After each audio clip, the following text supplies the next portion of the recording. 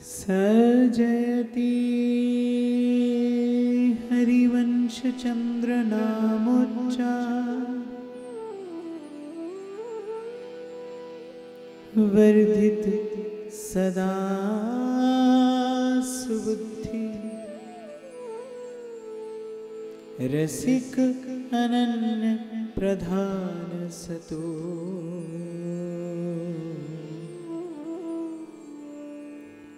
साधु मंडली मंडनो जयति सदा गायं गायं मधुरतर श्री राधा प्रिय यश सदा सांद्रानंद नवरसद श्री राधा रति कथा सदा स्थायं स्थायं नवनिभृत श्री राधा रतिवने सदा ध्यायं ध्यायं विवश्रिदे श्री राधा पद सुधा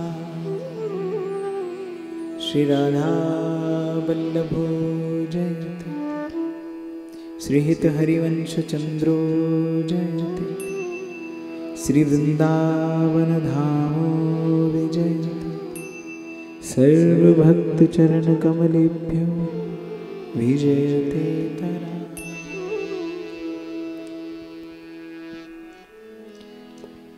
भगवत कृपा से प्राप्त इस 3 दिवसीय भाव यज्ञ में, प्रेम यज्ञ में आप में हम सब प्रवेश करें। सबसे पहले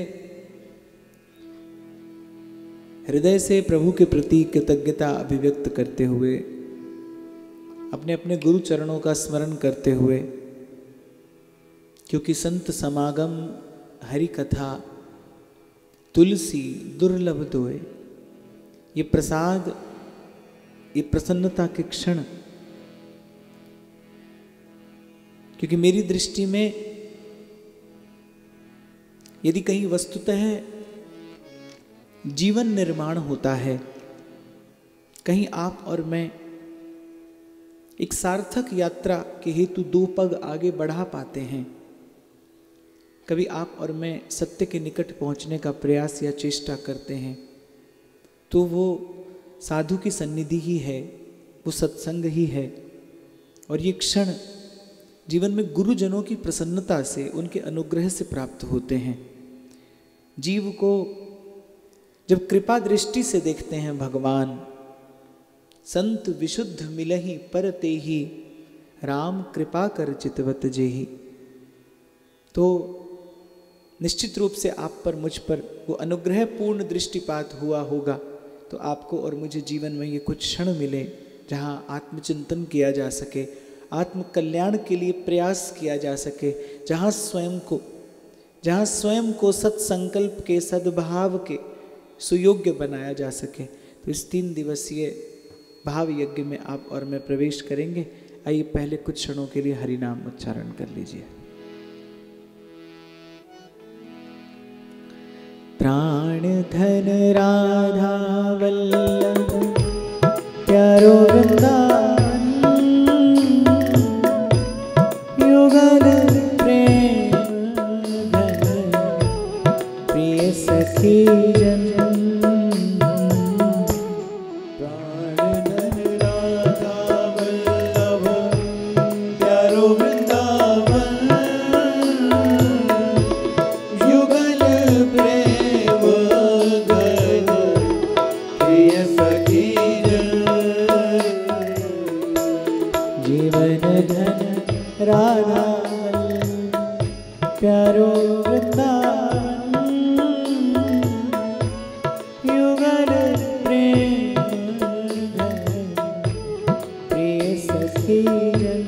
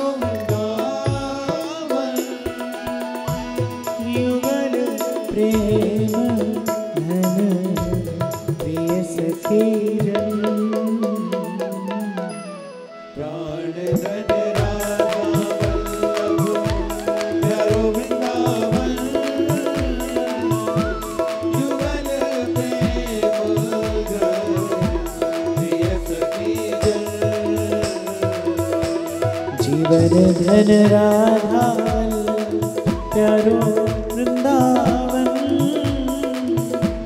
युगल प्रेम धन प्रिय सखी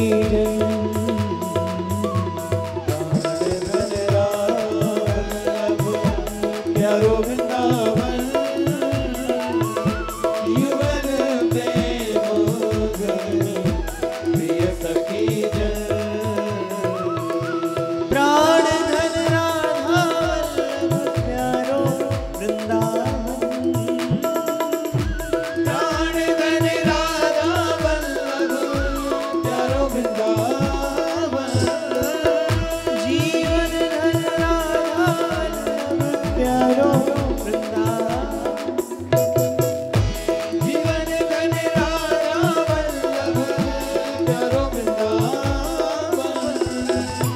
युगल प्रेम धन प्रिय सखी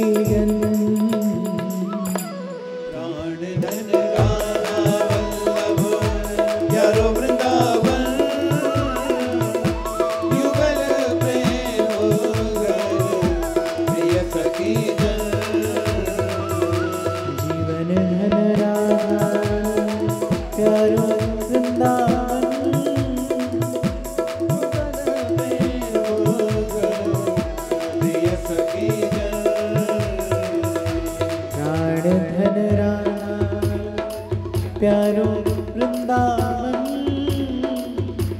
युगल प्रेम घन प्रिय सखी जन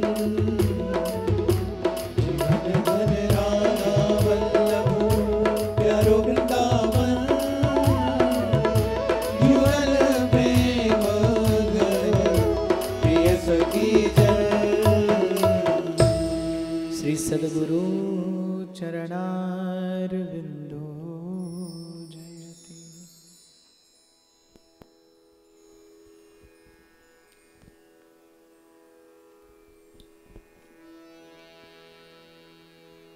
तो आज की भावना में हम लोग प्रवेश पाएं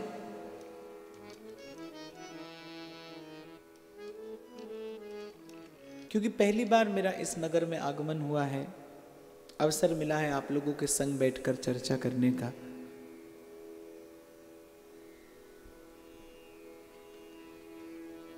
तो मैं थोड़ी सी चर्चा करना चाहूंगा पहले, क्योंकि आवश्यक है ये जान लेना, ये समझ लेना कि ये जो प्रयास है थोड़ा सा मेरी ओर से और थोड़ा सा आपकी ओर से, मेरा कहना और आपका सुनना, क्योंकि मैं ऐसा समझता हूं कि इस समय आप मेरे लिए अपने जीवन की सबसे अमूल्य संपदा, अपने जीवन की सबसे अमूल्य वस्तु भेंट स्वरूप लेकर आए हैं, जिसे समय कहते हैं। दुख की बात है कि मनुष्य जीवन में छोटी से छोटी वस्तु की संभाल करता है, लेकिन जो जीवन की सबसे अमूल्य निधि है, काल, समय, वो उसका आदर करना भूल गया है। कुछ समय पहले की बात है, एक माता मुझसे आकर मिली और कहा कि एक विचार से जीवन में परिवर्तन आ गया कि कहीं विवाह में जाना था मुझे, और सप्ताह भर से मैं तैयारी में लगी थी। एक दिन के लिए जाना था और मैं पूरे सप्ताह भर से तैयारी में लगी थी कि विवाह में जाना है। थक कर बैठी थी, एकाएक मन में एक विचार कौंधा कि विवाह में जाना है और मैं एक सप्ताह से तैयारी कर रही हूं, एक दिन के लिए जाना है और बस जाकर लौट आना है। मेरे मन ने मुझसे प्रश्न किया कि जहां अकेले जाना है और जहां निश्चित रूप से जाना ही है, और फिर खबर नहीं लौटकर यहां आना है कि कहीं और जाना है, जहां सदा के लिए जाना है, क्या वहां जाने के लिए भी तूने कोई तैयारी की है? क्या वहां जाने के लिए भी कोई तैयारी है? तो उस माता ने कहा, महाराज एक विचार मेरे मन में आया और बस इस विचार में ऐसा बल था कि मेरे जीवन की दिशा बदल गई। मैं बाध्य हो गई चिंतन करने पर कि क्या वस्तुतः जीवन हाथ से जा रहा है, जैसे मुट्ठी में अंजुली में भरा जल बहते बहते बह जाता है, मुट्ठी में भरी रेत फिसलते फिसलते फिसल जाती है, ऐसे ही जीवन है। और ये कितनी बड़ी विडंबना है, ये कितना दुखद है कि छोटी से छोटी वस्तु की आप संभाल करते हैं, लेकिन आप समय संभालना भूल जाते हैं, जो जीवन की सबसे अमूल्य निधि है। तो मैं तो ऐसा समझता हूँ, जो आता है मेरे पास वो अपने जीवन की सबसे अमूल्य वस्तु लेकर आया है, वो समय लेकर आया है। इसीलिए मैंने कहा कि पहले हम लोग थोड़ा सा चिंतन करें कि जो थोड़ा सा प्रयास मैं कर रहा हूँ या जो थोड़ा सा प्रयास आप करेंगे, ये कथन और ये श्रवण, इसका वस्तुतः उद्देश्य क्या है, क्या होना चाहिए। ये बात मुझे यहाँ से इसीलिए आरंभ करनी पड़ रही है क्योंकि आज सत्संग का स्वरूप विकृत हो गया है, आज सत्संग का उद्देश्य विकृत हो गया है। आज सत्संग की आवश्यकता जीवन में वस्तुतः है क्या, भूल गए हैं आप और मैं। तो इसलिए थोड़ी सी इस बात की स्मृति आवश्यक है, क्योंकि मैं ऐसा समझता हूं कि जीवन में जो सबसे बड़ी पीड़ा है, जीवन में जो सबसे बड़ा दुख है, मनुष्य के जीवन में दुख आया कहाँ से।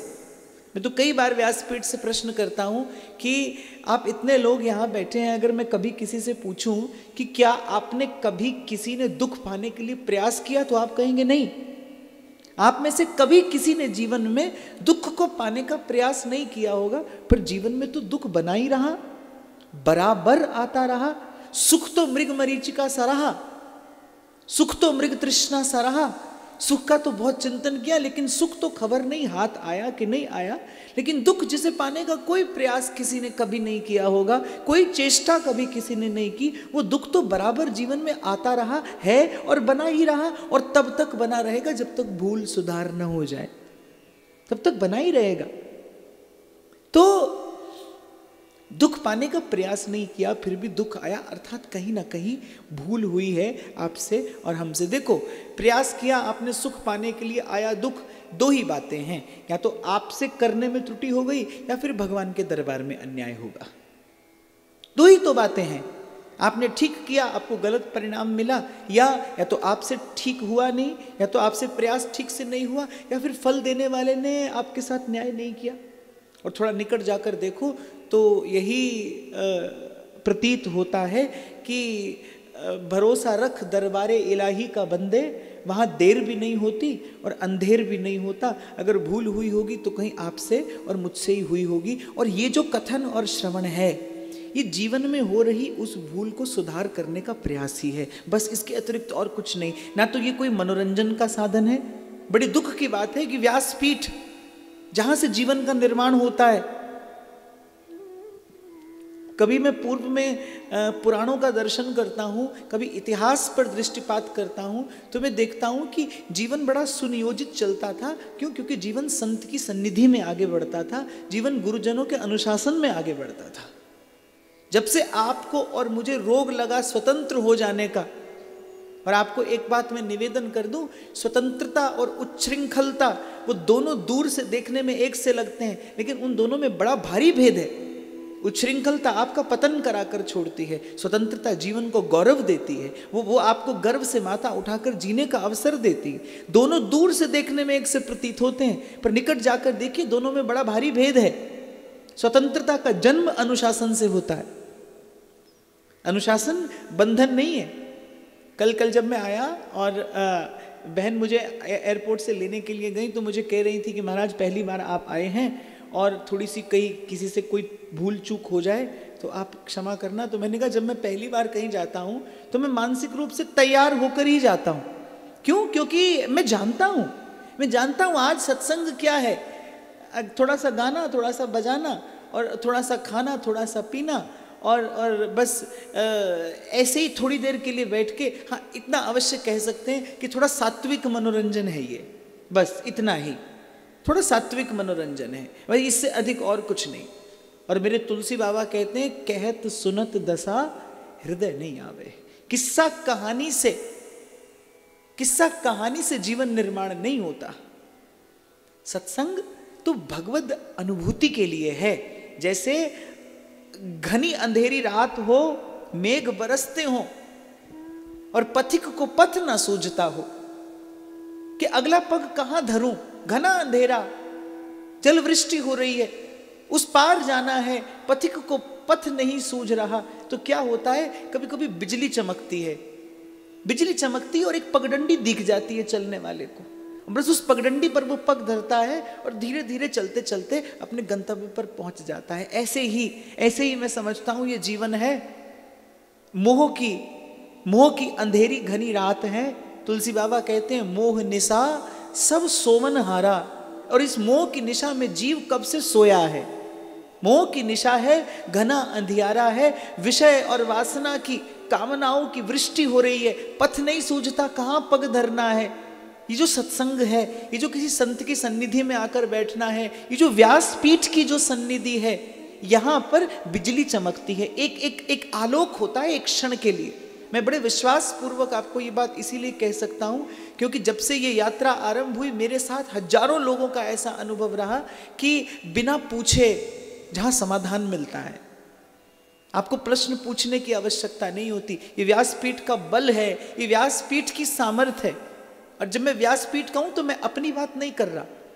ये जो व्यवस्था हमारे ऋषि मुनियों ने आपके मेरे लिए की है, ये जो व्यवस्था गुरुजनों की है, इस व्यासपीठ का ऐसा बल है, इसकी ऐसी सामर्थ्य है कि जब चारों ओर अंधेरा हो और निराशा ने घेरा हो, किसी ने कहा है, जब संत सहारा बन जाए, जब संत सहारा बन जाए, फिर काहे मन घबराए, काहे मन घबराए। द्वारे पे दीप जले तेरे, द्वारे पे दीप जले तेरे, तू क्यों ना मन का दीप जलाए, मन का दीप जलाए।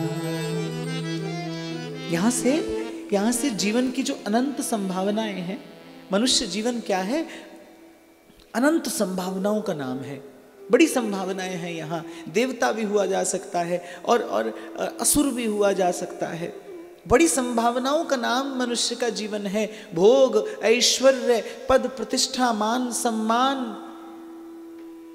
माया का पसारा बहुत बड़ा है। और मैं तो कई बार देखता हूँ जीवन में भजन की सिद्धि तो कभी कभी होती है, अर्थात भजन का विश्राम तो कभी आता है, पर माया के प्रपंच का कोई अंत नहीं है। वो तो एक अंतहीन दौड़ है। दौड़ते दौड़ते पुनरपि जन्मम पुनरपि मरणम और पुनरपि जननी जठरे शयनम। फिर कहीं एक संत को दया आती है आप पर, मुझ पर, मानवता पर, उसके हृदय में करुणा का उदय होता है और वो सूत्र का एक सिद्धांत का दीपक जलाता है, एक ज्योति स्तंभ प्रतिष्ठित करता है मार्ग में सत्संग के माध्यम से, और आपको और मुझे चेताता है, भज गोविंद भज गोविंद गोविंदम भज मूढ़ मते भज गोविंद। तो ये जो सत्संग है ये उसी प्रकार अनुभूति की एक बिजली कौंधती है यहाँ।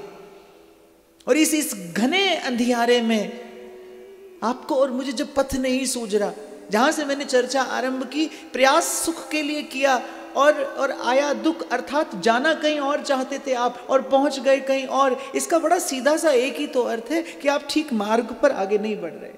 चल तो रहे हैं, लेकिन जितना महत्वपूर्ण चलना है उससे अधिक महत्वपूर्ण सही दिशा में चलना है, क्योंकि गलत दिशा में चलना तो आपको गंतव्य से दूर लेकर जा सकता है।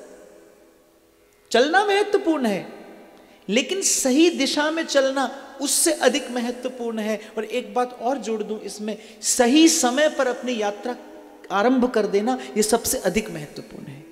जब आप ये कहते हैं ना कि कभी भजन करेंगे, तब मान लो आप ऐसा ही कह रहे हैं कि चलेंगे तो, और ठीक रास्ते पर चलेंगे, पर फिर कभी और चलेंगे। जब आप कहते हैं ना हाँ कभी भजन करेंगे, अब अभी क्या है, ये जाने किसने सिखा दिया कि भजन करने की भी एक अवस्था होती है। बालक भजन करने लगे तो माता पिता को चिंता हो कि नहीं हो, पड़ोसी चिंतित हो जाते हैं, अरे ये कहाँ लगा दिया बालक को।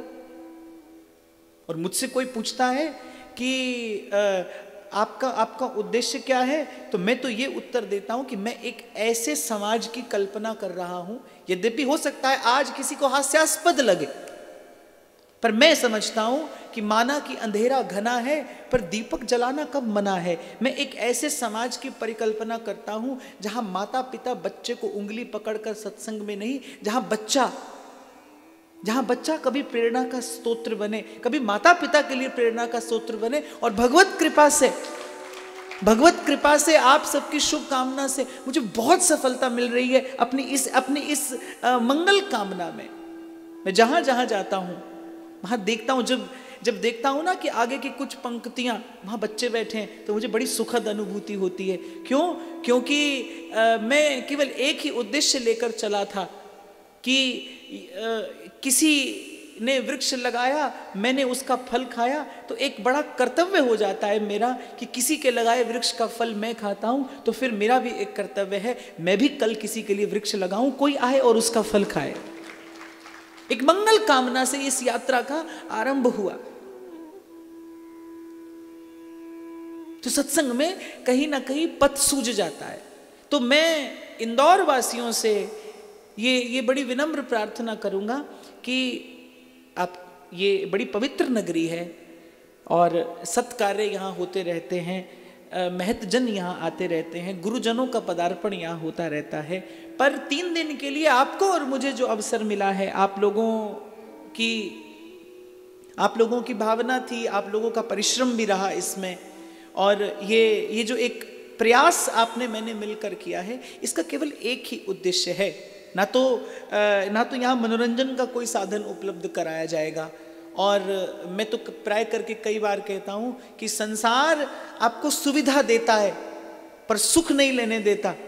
सत्संग आपसे सुविधा तो ले लेता है, लेकिन सत्संग अपनी कृपा से आपको सुखानुभूति अवश्य कराता है। संसार में सुविधा है पर सुख नहीं है, सत्संग में सुविधा तो नहीं है। ये तो बड़ा अच्छा प्रेक्षागृह है, आप लोग बड़ी अच्छी कुर्सी पर बैठे हैं, पर कभी कभी तो ये भी नहीं होता। तो सत्संग में तो सुविधा ले ली जाती है, और मेरे यहाँ तो ऐसी व्यवस्था है कि बड़े आदमी जरा कम ही आते हैं, क्योंकि उनके लिए कोई विशेष व्यवस्था नहीं है मेरे पास। I don't provide any VIP treatment है, कोई माल्यार्पण की व्यवस्था नहीं है, कोई स्मृति चिन्ह की व्यवस्था नहीं है। तो वैसे लोगों को मैं उस प्रकार से दूर रख देता हूँ। क्यों? क्योंकि मैं जानता हूं, जहां से मैंने चर्चा आरंभ की, जीवन की सबसे अमूल्य वस्तु लेकर आए हैं आप यहां, वो है आपका समय। एक क्षण भी व्यर्थ ना जाने पाए। कोई साधक है या नहीं, उसका प्रथम लक्षण यही है कि वो जीवन में समय का आदर करता है कि नहीं। वो जीवन के प्रति उसके मन में आदर उत्पन्न हुआ है कि नहीं। मुझसे किसी ने प्रश्न किया, जीवन का उद्देश्य क्या है? क्या है इस मनुष्य जीवन का उद्देश्य?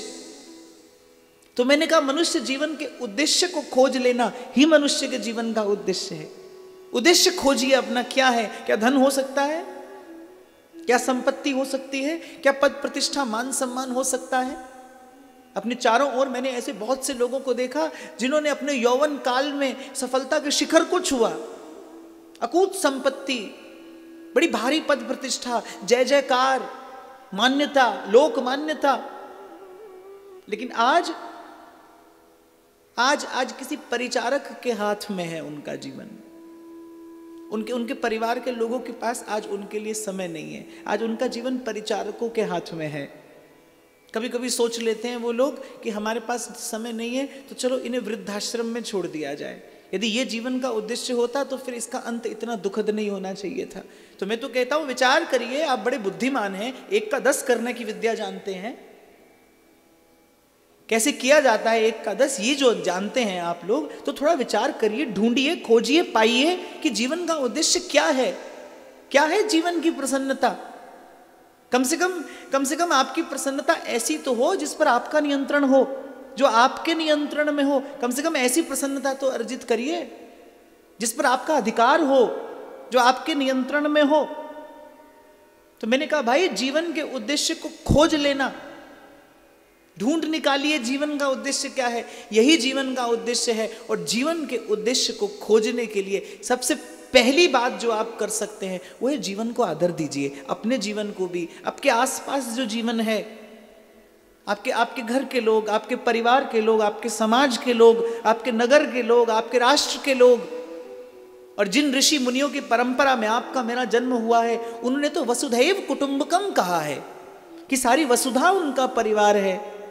मैं कई बार कहता हूं कि आपको और मुझे गौरव हो, आपको और मुझे ऐसे देश में जन्म लेने का अवसर मिला है। मनुष्य तो सारे संसार में हैं, पर अगर कोई ये स्वर आया है कहीं किसी देश की भूमि से, सर्वे भवन्तु सुखिनः सर्वे सन्तु निरामयाः सर्वे भद्राणि पश्यन्तु मा कश्चित् दुःखभाग् भवेत्। तो भारत की भूमि से आया है ये स्वर। कहीं गूंजा है अगर, तो वो भारत की भूमि से गूंजा है। और दूर जाने की आवश्यकता क्या है। कि कुछ बहनें मेरे पास में आई नागपुर में। हालांकि मैं पिछले 6 महीने से यात्रा पर हूं और बस इंदौर के बाद मुझे छुट्टी पर चले जाना है थोड़े दिनों के लिए। और जाने से पहले इन लोगों का भाव ऐसा था, इन लोगों की भावना ऐसी थी कि मुझे लगा कि चलिए भागते दौड़ते एक बार इंदौर देखते हुए निकल जाएं। तो मुझे लगता है दूर जाने की आवश्यकता नहीं है। अगर इन कुछ हृदयों में लोकहित की भावना नहीं होती, सर्व के हित की मंगल कामना नहीं होती, तो किस प्रकार आपका और मेरा मिलना होता। कहने का तात्पर्य मेरा यह है, जब भी कुछ सुखद घटता है समाज में, जब भी कुछ सुखद परिवर्तन आता है समाज में, तो वो सद्भाव से आता है, सद्विचार से आता है, वो जीवन के प्रति आदर बुद्धि से आता है। वो स्वार्थ से नहीं, वो परमार्थ के विचार से आता है, वो शुभ संकल्प से आता है। तो मैंने कहा जीवन के लक्ष्य को खोज लेना, क्योंकि लक्ष्य पर पहुंचना कठिन नहीं है। लक्ष्य पर पहुंचना कठिन नहीं है, लक्ष्य को खोज लेना कठिन है। लक्ष्य क्या है जीवन का? मैं क्षमा याचना पूर्वक कहूंगा कि नहीं जानते आप और मैं कि जीवन मिला किस लिए है।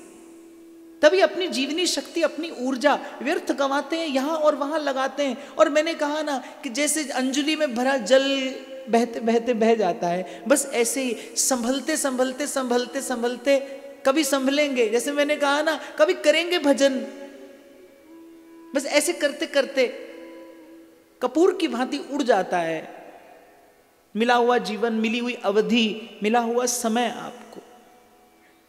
और जीवन का लक्ष्य खोज लें आप। इसके लिए आवश्यक है कि जीवन के प्रति आदर हो, क्षमा करें, जब आप झूठ बोलते हैं, जब आप कपट करते हैं, जो आपको नहीं करना चाहिए जब आप वो करते हैं, आप अपने जीवन का अनादर करते हैं। ये किसी का अहित करना नहीं है, ये अपना अहित करना है। को न काऊ सुख दुख कर दाता, मानस का सूत्र है कि कोई किसी को सुख नहीं दे सकता, कोई किसी को दुख नहीं दे सकता। Life is not something happening by chance. कुछ ऐसे ही नहीं हो गया आपके जीवन में, ऐसे अकारण कुछ नहीं आ गया आपके जीवन में। Life is not happening by chance, life is absolutely happening by your choice. ये आपका निर्णय है। आप जो हैं, आप जैसे हैं, आपके हाथ में आज जो है और कल जो आएगा, ये आपका निर्णय है, ये आपकी विचारधारा है, ये आपके संकल्प हैं। आप देख पाए न देख पाए, समझ पाए न समझ पाए, पर आपके चारों ओर एक तत्व सदा सक्रिय रहता है, उसे प्रकृति कहते हैं। मैं तो कहता हूं मानिए, भगवान को मत मानिए। आज तो ऐसी बुद्धि हो गई, इतनी प्रखर बुद्धि हो गई कि कहेंगे बोले आपने देखा है भगवान, तो फिर दिखा दीजिए। बिना देखे कैसे मान जाए? बिना देखे कैसे मान जाए? बिना समझे कैसे धर्म का पालन कर ले? भाई, धर्म को समझने के लिए धर्म का आधार लेकर पहले धर्म को समझने जितनी बुद्धि विकसित की जाती है, तब धर्म का मूल समझ में आता है, तब धर्म का मर्म समझ में आता है। कोई भी व्यक्ति जो डॉक्टर बना है, उसने पढ़ाई तो क ख ग से ही आरंभ की होगी। कोई भी व्यक्ति जो डॉक्टर बना है, उसने पढ़ाई तो क ख ग से आरंभ की होगी। चलो क ख ग तो आज बुरा लगता है, ABC बोल देता हूं मैं, वहीं से आरंभ की होगी। एक बार जो आज बहुत बड़ा तार्किक हो गया है, जो आज बहुत बड़ा तार्किक हो गया है, जो भगवान का भी तर्क खोजने के लिए निकला है, वो ये भूल ना जाए कि उसने भी जब 2 और 2 4 कहना सीखा होगा तो किसी की बात मानकर कहना सीखा होगा, उसने जानकर नहीं कहा होगा। पहले उसने अध्यापक की बात मानी होगी कि हाँ 2 और 2 4 होता है, और मान गया होगा। मैंने ऐसे बच्चे भी देखे हैं, कभी अध्यापक ने गलती से 2 और 2 5 पढ़ा दिया ना, तो माँ कितना ही सिखा ले कि 2 और 2 4 होता है, वो कहेगा नहीं, टीचर ने कहा है 2 और 2 5 होता है, 2 और 2 5 ही होता है। तो मानने से ही तो आपने आरंभ किया होगा इस यात्रा का, मानकर ही तो आगे निकले होंगे, मानकर ही आप जानने के योग्य बनते हैं। और बस यही धर्म का सिद्धांत है। श्री गुरु चरण सरोज रज निज मन मुकुर सुधा। पहले गुरुजनों की बात मानकर फिर जानने योग्य बना जाता है।